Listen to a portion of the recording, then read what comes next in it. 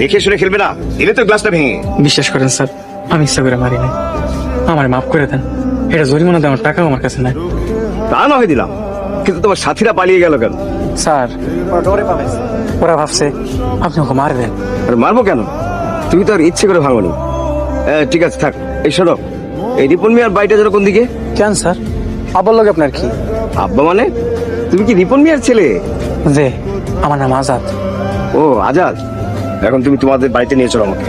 এই রাস্তা দিয়ে তো গাড়ি যাইবো না, কাঁচা রাস্তা, পায়ে হেঁটে যাইতে হবে। আমি না হয়ে গেলাম, তোমার নাতনি তো হাঁটতে পারবে না। কোনো ব্যাপার না স্যার, আপনার নাতনি আমি কোলে করে লয় যেমন।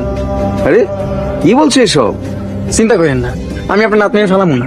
কই আপনার নাতনি, কই দেখি। দাদু, এটা কে? আর আমাদের কেয়ারটেকার রিপন মিয়ার ছেলে। কেমন আহমকের মতো একটা কাজ করছিল।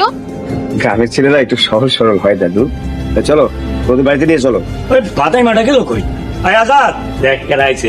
আমাকে জমিদার সাহেব আর উনার নাতনি। আসসালামু আলাইকুম। ওয়ালাইকুম আসসালাম। হুজুর, এইটা আমার পোলা মামুনি, আমার পোলা আজাদ। চিনি, আসার পথে সে তো আমাদের গাড়ির কাজ ভেঙেছে। খসর মায়া, তুই আপারে কয়ে দিস তোরে আমি মজা দেখা মনে। গাড়ি কাজ মাংস আজকে তরে। থামো থামো। অনেকদিন পর গ্রামের টাটকা শাকসবজি আর পুকুরের তাজা মাছ খেয়ে ভীষণ প্রশান্তি আছে। আজকে তোমারে পাইছি, আব্বার কাছে বিচার দিছিল না, দেখো মজা কারে। এই কি হয়েছে আপনার? চোখ খোলেন। এই এই, কি হয়েছে আপনার? আমার কি হয়েছিল? আমি কোথায়? আমি আয়া দিয়ে আপনি এখানে অজ্ঞান হয়ে পড়ে আছেন। কি হয়েছিল আপনার? ভূতের মতো কি যেন একটা দেখেছি। দিনের দুপুরে ভূত? ওই তো সামনে কিন্তু কবরস্থান, এখানে বেশিক্ষণ থাকা যাবে না। চলেন, আমাকে একটু বাসা নিয়ে চলেন, পানি খাবো। আচ্ছা, কাছে আমগো বাড়ি, তাহলে আগে আমগো বাড়িতে চলেন, তারপর আপনার বাড়িতে আমি দিয়ে আসবো না। আচ্ছা ঠিক আছে। ঠিক আছে। অভিনন্দন মামা, আরে এসব কি হচ্ছে? আপনি এত বছর পর গ্রামে আসলেন, তাই ফুলের মালা দিয়া আপনার বরণ করে নিলাম।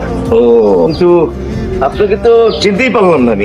নিয়ে আপনার মামাতো ভাইয়ের চাচার দুঃসম্পর্কের খালাতো ভাইয়ের আপন বোনের ঘরের ভাগিনার একমাত্র পোলা। তার মানে মামা, আপনি গ্রামে আইছেন শুই না আপনার সেবা করতে চলে আসলাম। যতদিন গ্রামে থাকবেন আমরা দুইজন আপনার সাথে থাকবো। এসে যখন করেছো, ঠিক আছে থাকো এখানে। যাও ঘরে যাও, বিশ্রাম নাও। মা, মা এক গ্লাস পানি লাগাও তো। তাই আল্লাহ, ছায়া মামুনিরে নিয়ে আসতো। হ্যাঁ মা, ওই পানি খাইবো। চলো মা, ঘরে চলো। না আন্টি, বেশি দেরি হয়ে গেলে দাদু চিন্তা করবে। তোমারে চা নাস্তা না খাওয়াই আমি যাইতে দিব? ঠিক আছে যেতে পারি, তবে একটা শর্ত। কি সত্য? আপনার মতো আমাকে শাড়ি পরিয়ে দিবে। তুমি শাড়ি পরবা? হ্যাঁ।